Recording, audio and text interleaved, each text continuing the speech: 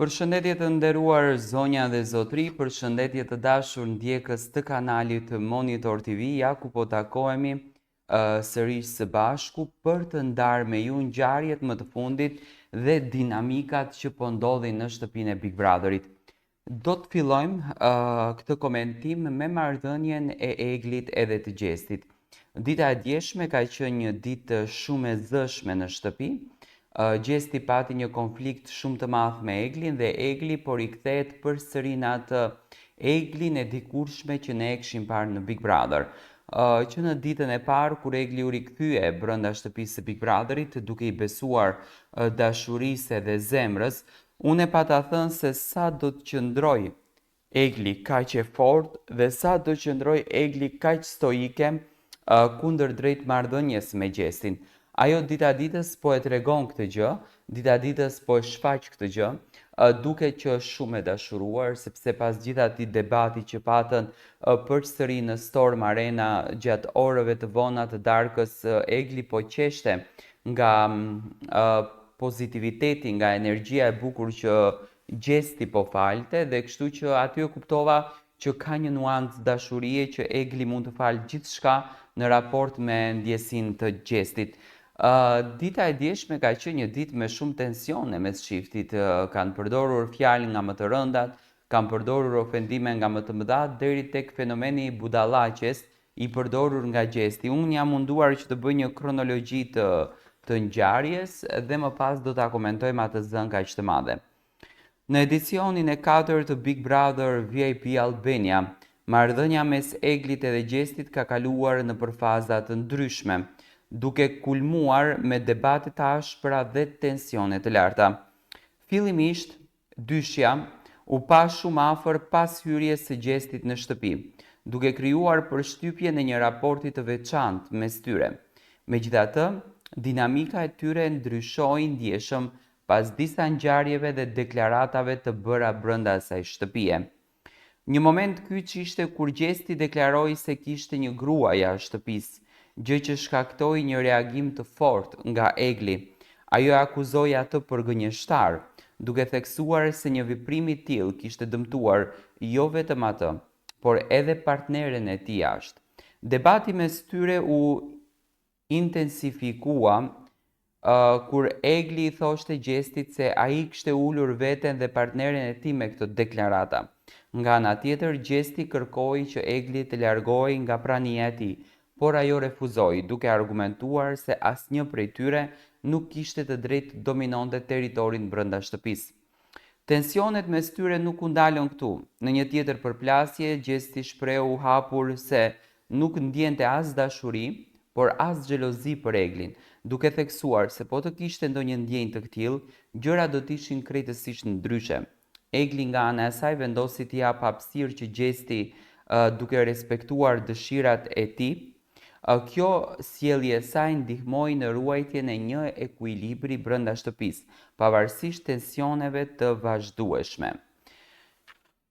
Tani, unë e thash që kam bërë një kronologji të asaj që ishte dhe kësaj që po ndodhen, domethënë duke u bazuar nga diskutimi i fundit që Gjesti dhe Egli kanë patur ditën e djeshme. Situata u përkeqësua më tej kur Gjesti dhe Egli u përfshin në një debat të ashpër.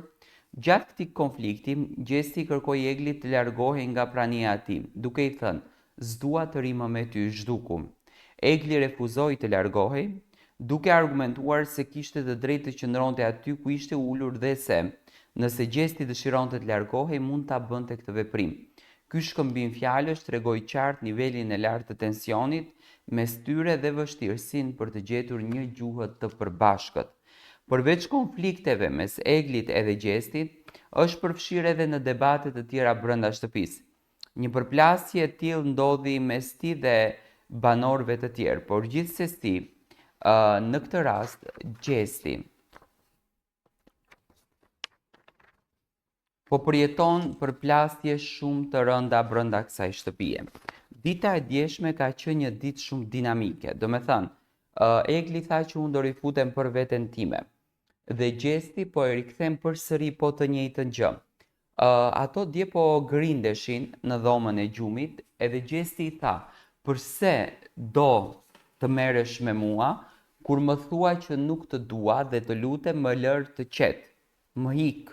Ndërsa Egli thonte unë nuk të afrohem, ti po më ndjek nga pas, ti po më vjen nga pas, edhe unë thjesht ti nuk je ulur akoma të flasësh me mua dhe të argumentohesh. Tani këtu Egli e ka me gabim këtë gjën.